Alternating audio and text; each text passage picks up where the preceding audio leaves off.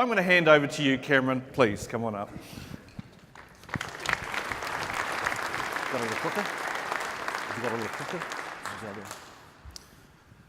Okay, welcome along. Can everybody sort of hear me down the back? Is that volume about right?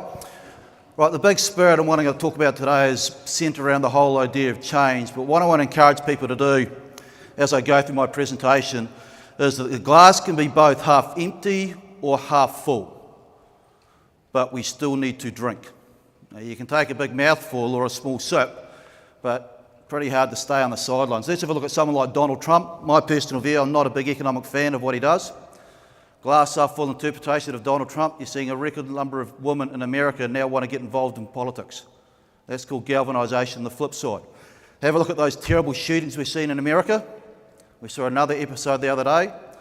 You know, terrible stuff, glass half full. Remember those kids 2 to 3 months ago that organised those marches across America? Suddenly the NRA has become a damaged brand. I've got an 8-year-old daughter and I worry about the future of work in regard to what she's going to be doing going forward. She tells me she's going to be a YouTuber. But I do worry. And then my 8-year-old comes to me, such as she did the other day. She said to me, "Daddy, I want to make some money." I thought this is going to be interesting. She got 2 little cobbers, 3 little 8-year-olds, and they started to make a lot of lemonade. And they said, "We need a desk outside the house." So I put a desk outside the house. Within 5 minutes, she came running back up to the house and she said, "Daddy, we're in the wrong place. We need to be down closer to the main road. There's a lot more traffic." So she worked out locality right from square one. After another 5 minutes of being down by the main road, she came rushing back up with her 2 little friends and they got dressed up in the fancy dress outfits. They went back down into the main road and they're dancing around their Leo the Lion sort of outfit and that sort of stuff. That's called marketing. And then cars started to stop. And cars started to stop and they went up. They didn't want lemonade. They asked, "Could we have a photo taken, please?" And my daughter said, "That'll be $2. That's called portfolio diversification. So I think my 8-year-old's going to be okay. Okay, just before I sort of kick into things, just quick disclaimer, because I do not want a visit from Rob Everett at the Financial Markets Authority. He can keep visiting the banks. This is what we call a fun-loving economic presentation designed to be educational in nature. It is not financial advice. Now, it was encouraging to see the previous speaker talk an awful lot about the unexpected, change, that sort of stuff, because that's going to come through loud and clear with what I'm going to say. So let's have a talk about the most obvious change we're seeing around the globe at the moment. It's just the 4th industrial revolution. Look, and I'm sure everybody's broadly on top of this, realising the 4th is fundamentally different to the first 3. The first 3 were linear, the 4th is non-linear. It covers the digital, the physical, the biological, and now we've got things such as the Impossible Burger out there, Uber, Airbnb, electric vehicles, self-drive vehicles around the corner. My personal view, in the next 5 to 10 years, we're going to be talking about the Jetsons. Drones, that sort of stuff is real. What I think we're missing about the whole idea of change is 3 basic issues. 1, disruption's a hell of a lot more than technology. Let's have a look at an obvious disruptor such as demographics. There is currently 4 people aged 15 to 64 across New Zealand for every person aged 65 plus. In 30 years, that ratio drops to 2. So I talked about the fiscal hole. Stephen Joyce, what's his number? $11.7 billion. I'll give you a $3 trillion fiscal hole, because that is the latest fiscal projections out of Treasury on status quo continuation of current policy settings. That's where government debt is going to get to if we do not change the economic system. Now, of course, we're going to change the economic system at some stage, but we're kicking the can down the road. Let's have a look at what this means for finding workers. Every sector out there at the moment, particularly the construction sector, is crying out for staff. Well, every country around the globe in regard to the Western world is facing the same economic problem. And you're going to see a lot of competition in the next 10 to 20, 30 years for skilled migrants. And I'll give you a heads up about skilled migrants. Yep, they're going to want a little bit of lifestyle. We've got that in spades. They're going to want good incomes and they're going to want houses to be affordability. Oops, we've got 2 problems. So I don't think we're going to be top of the pile. Let's have a look at things such as business succession. I got told a figure the other day that there's something like 90,000 firms on Xero's platform that are looking to exit in the next 5 years because they're 60 plus. I was down in Queenstown a few weeks ago, and believe me, any conference that's got Queenstown centred in it goes to the top of the pile. A group of accountants, one of these groups of accountants has got a small practice in a country town in Southland. The partner, aged 60 plus, earns $400,000 a year, wants someone aged 30 to 40 to take him out, he can't find that individual. Yeah, this sort of stuff is real. Let's have a look at climate change, income inequality. The biggest driver of income inequality, housing unaffordability. Yeah, the Reserve Bank now uses loan-to-value ratio restrictions and they're after other prudential policies to tame leverage. The banks are behaving fundamentally different late in this cycle. I think the global economy is going to move from a liquidity to more market-driven or fundamentals-driven investment climate. We've seen election shocks around the globe. Of course, the most recent one is what's happening across the ditch, and odds are they'll see a new leader within the next sort of 12 to 18 months, because I don't think the incumbent's going to stick around too long. Government policy, what's about 170 odd reviews underway at the moment. I'll give you a heads up, they're not going to come back and say, let's do nothing. That's not the nature of having a review. Protectionism, social media, the banking sector. You'd want to be working for one of them at the moment. Right, are we ready for disruption? This is theme 2. This is when you ask firms, the proof is in the pudding, how are you viewing disruption? If you look in the rearview mirror, a net 43% of firms say they've been disrupted in some shape or form.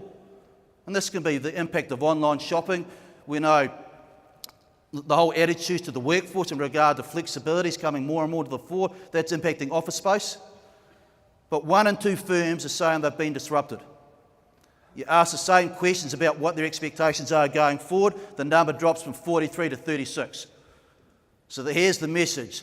In the world of the 4th Industrial Revolution, which is non-linear in nature and pretty rapid change globally, demographics, economic change, economic direction, firms expect the pace of change to slow up.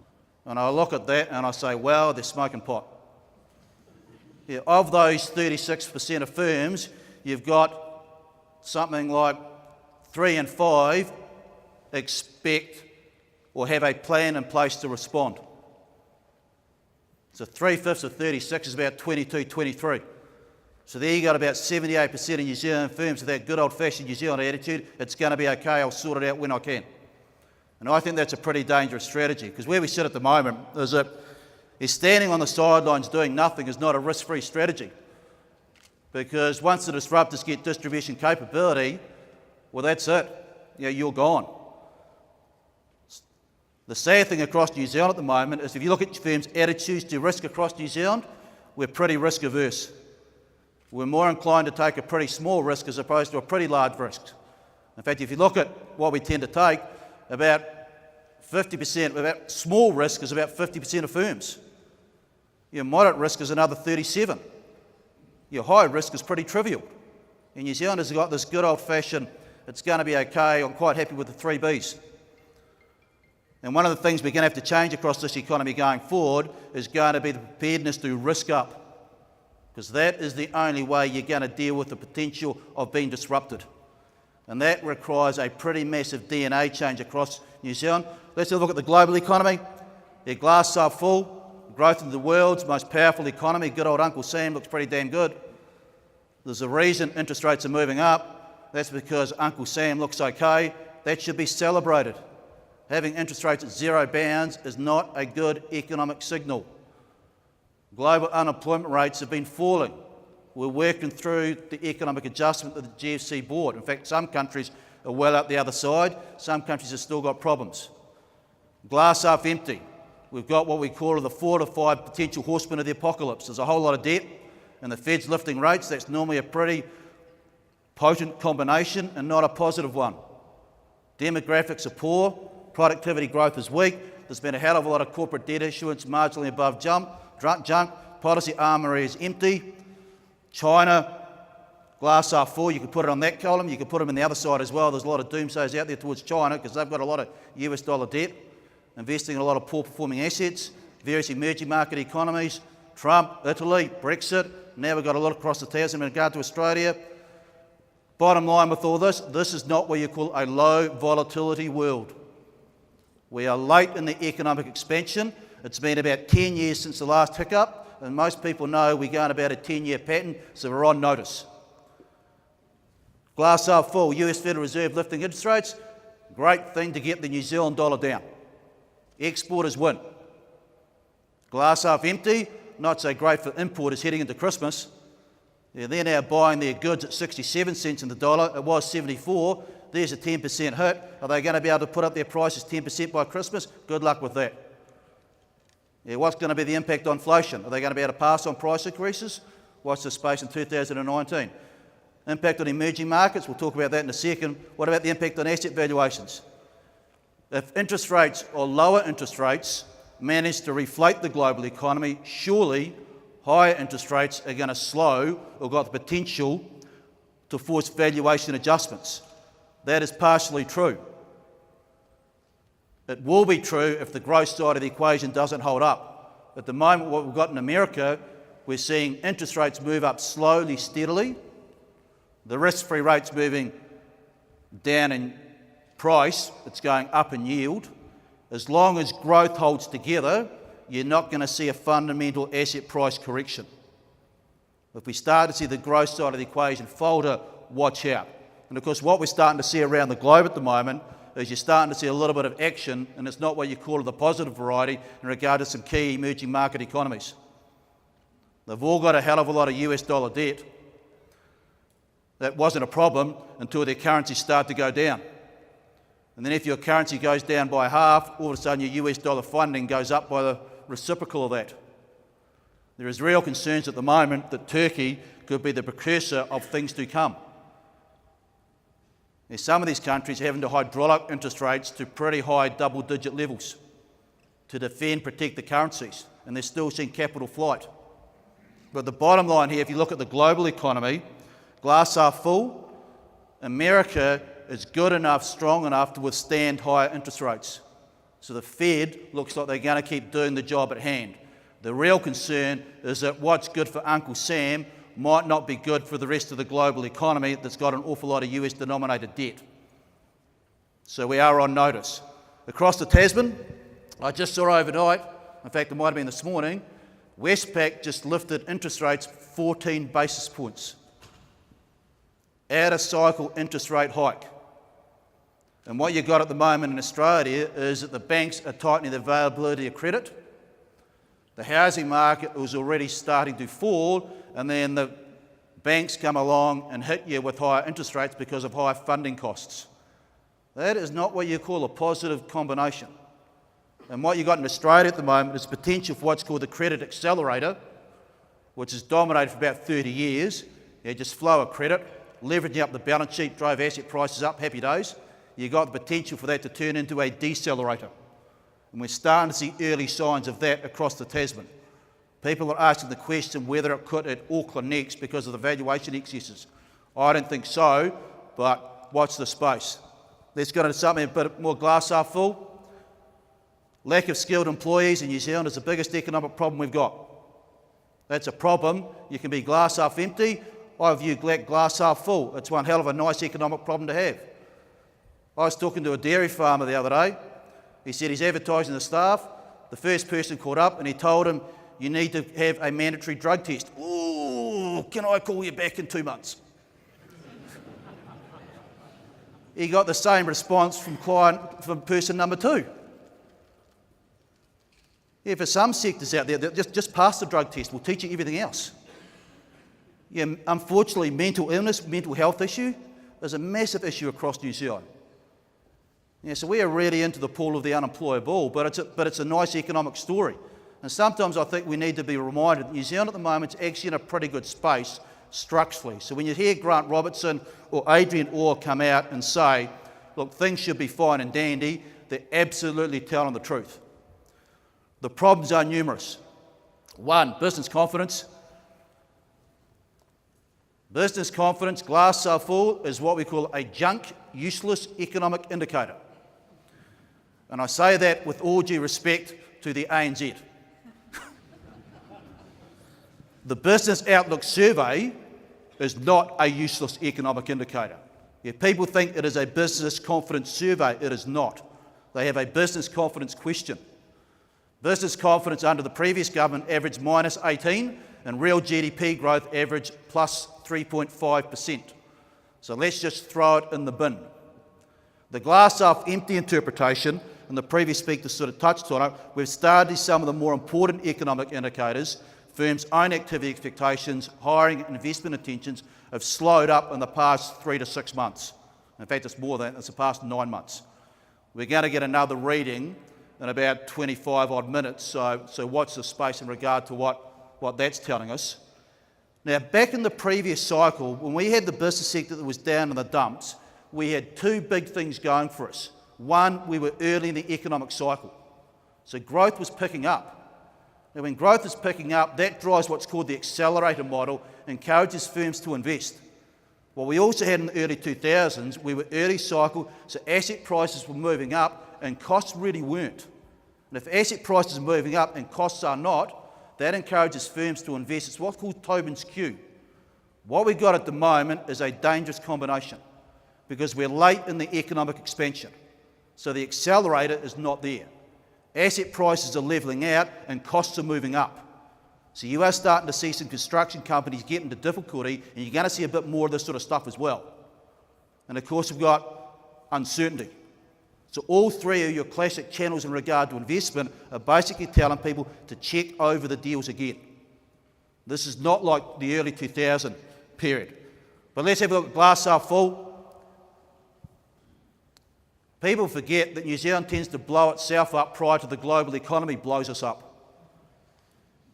Now, we tend to see late in the business cycle, we all get out there, we party too hard, we borrow too much, we build too many houses, we buy too many houses, we drive the yields down into the ground, we borrow from finance companies, we start to see a lot of construction cost inflation, then we see more broader inflation. The Reserve Bank comes along in 96, 97, 2006, 2007, and they slot us.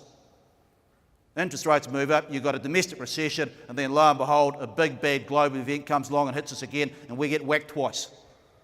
That was a playbook in the Asian crisis, that was been the playbook in the GFC. Now I have a look at a smorgasbord of traffic lights. If I start seeing an awful lot of red lights, I start to get real bearish. What we've got at the moment, we've got a few reds. The global scene, debt levels, productivity growth, watching dairy debt pretty closely. But what we've also got is a whole lot of greens, and greens mean good to go. Now this time around we can't build enough houses. We don't have an excess supply, we've got a shortage of supply. We've still got valuation excesses.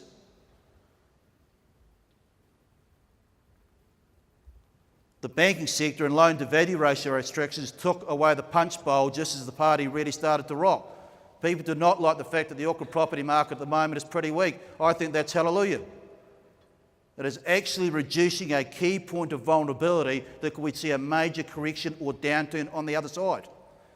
I've referred to the New Zealand economy as being the three-speed economy for a long time. We have fifth, neutral and reverse. That's it. What we're doing now with the banking sector taking away the punch bowl, with the Reserve Bank being more proactive, we're reducing those late cycle risks. And that is a fundamental different story to what we've been used to. A couple of caveats. Caveat one, a lot depends on inflation remaining low. If you look globally at disruption, technology, excess capacity for manufacturing products around the globe, it's hard to see where the inflation story is going to come from, particularly with the New Zealand economy sort of bubbling along somewhat ho-hum. And then you have a look at the other side of the equation. The government's policy prescription, it is inflationary. Businesses are getting hit with costs. We're in an environment, what I call is grumpflation. There's a lot of business costs coming down the pipeline. It's uncertain whether they can pass on those price increases, and growth has slowed up, so it's gone from solid growth to what we call grumpy growth. And that's where you get grumpflation. It's not a bad story, but it's not a great story. And of course, what we're watching at the moment, because there seems to be a fair bit of utu about it, is movement in the wages or the labour market. Because boy, is everybody putting their hand out. I have no problem paying the health, the nurses, the teachers more. I think they deserve it. But boy, utu is coming thick and fast, and everybody's putting their hand out now. Lifts in the minimum wage, $16.25 to $20. Are we going to get a 15 to 20% increase in productivity over the next 3 to 4 years? Good luck with that. So you're going to see cost pressures on firms' bottom lines. Can they pass on those price increases? If they can, that's going to drive inflation. The Reserve Bank's not on the sidelines. If they can't, odds are firms are going to invest less and they're going to hire less. Not a great combination. But the only way you get the numbers to stack up is to have the market, people starting to talk a lot more about driving productivity growth. And the previous Prime Minister was bang on the mark with what she talked about, value creation versus volume. Here's the sad story of value creation. If I think about how many firms, New Zealand firms listed on the stock exchange have gone overseas, have been successful, about 1 to 2 companies come to mind. If I think about a whole lot of New Zealand companies that have gone overseas and dusted a whole lot of cash, I've got a big list. And that's a real economic problem.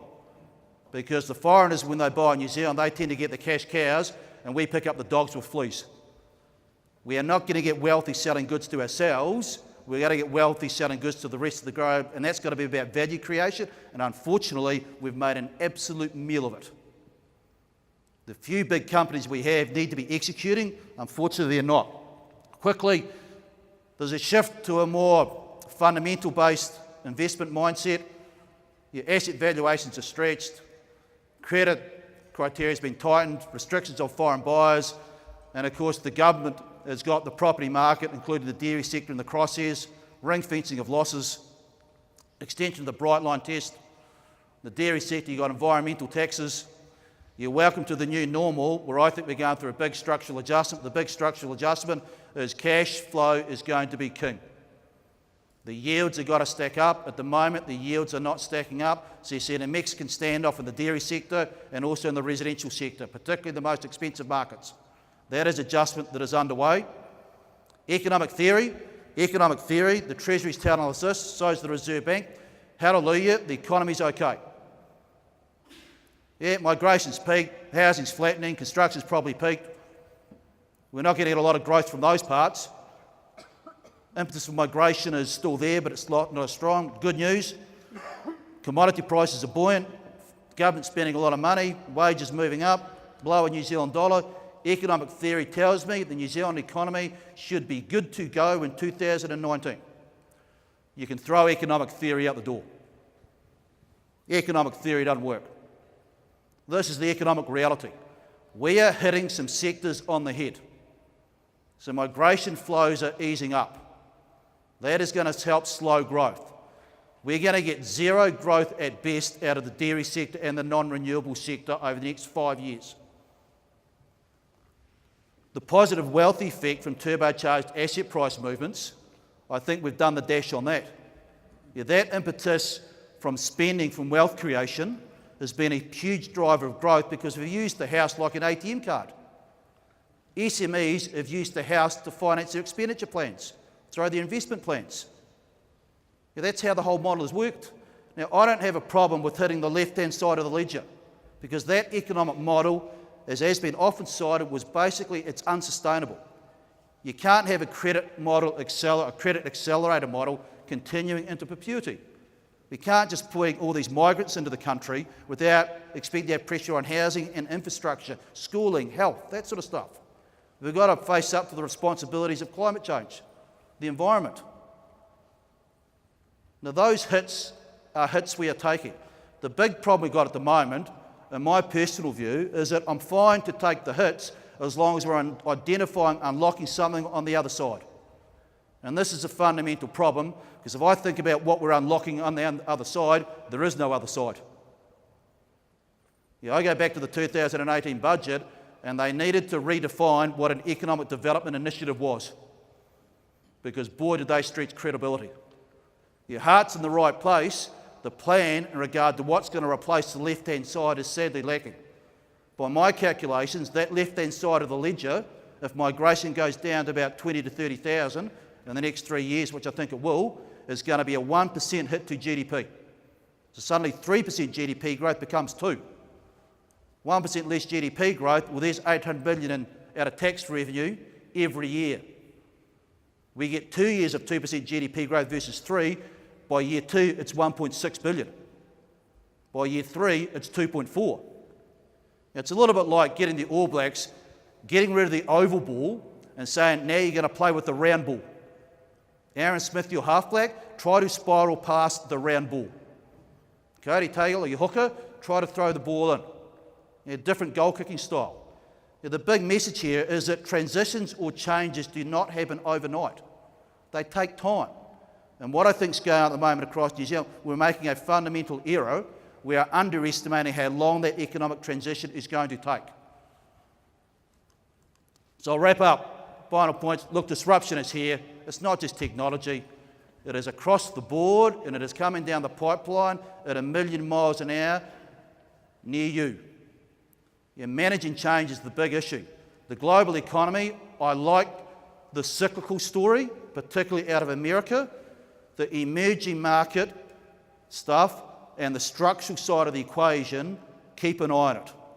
Closer to home, keep a very close eye on Australia.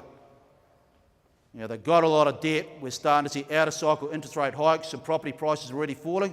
That's not a great combination. Keep an eye on Turkey. In New Zealand, I actually think we're okay. I'm not what you call upbeat, but I do not like people using the term downturn. We're going through a moderation. And moderation is not a downturn. At the moment, it looks manageable, subject to a few caveats. But what we are going through is one hell of an economic change. And change takes time. And that is the big error that has been understated at the moment. We've got to get those ticks on the other side of the economic ledger to unlock that growth story going forward. I think we're going to get there, but it's going to take a little bit of time. Final point, if you want to cheer yourself up about New Zealand's economic prospects, please jump on a plane and go across to Australia. You will come back absolutely delirious. Thank you.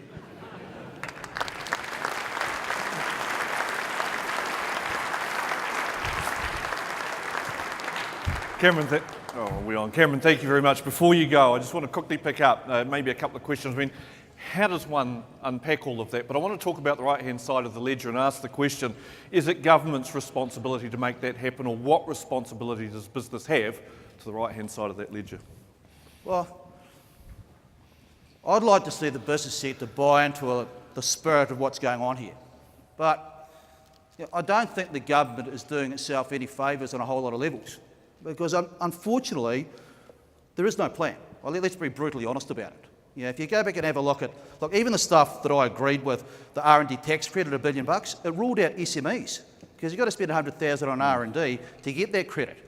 If you have a look at the Regional Growth Fund, well now we're financing ski fields in regard to lifts, that sort of stuff. It looks like it's going to be corporate welfare, a lot of money going into Northland. I just worry about whether the plan's real. My personal view, and please do not quote me on this, I think we've got a capability issue in regard to some key ministers. I'm a big fan of Grant Robertson. I really like James Shaw. He's the guy to take us through the environmental sort of changes.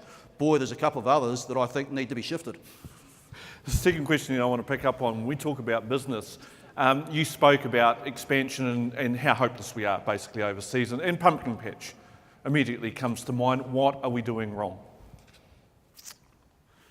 Well, to be fair, I think some of these markets are pretty tough to crack and they don't play fair, particularly across the Tasman in Australia. We've bought planes that don't fly and telecommunication systems that don't work, and let's face it, China's not an easy place to sort of deal with as well. I think a lot of it is just a management capability issue, to be perfectly honest. Poor governance. It is outright poor execution. And that's a management capability issue that we need to address. Whether we're going to be prepared to address that, we'll see what the next 2 to 3, 4, 5 years entail. And is that sort of us relying too much on the she'll be right attitude? I think there's maybe a little bit of that. Maybe we just got a little bit too big for our boots. Make sure the home base is sort of covered.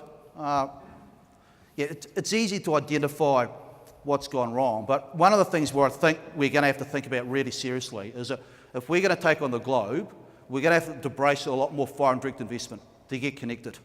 That's the reality. We've got to import buy-in international knowledge because I'm not quite sure we've got that knowledge ourselves to execute in those markets. So we've got to embrace foreign direct investment, ideas, technology, that sort of stuff to help us execute on those sort of transactions and deals. Well, ladies and gentlemen, and Cameron, look, I think there's a few sleeping pills going to be popped tonight as people endeavour to get to sleep after the speech you've just given us. But look, thank you very much. It was extremely challenging, and there's a lot to have to digest through all of this. I'm hoping that the next guest comes up and gives the other side of it, Sean. But Cameron, thank you very much. Ladies and gentlemen, Cameron Bagrie, well done.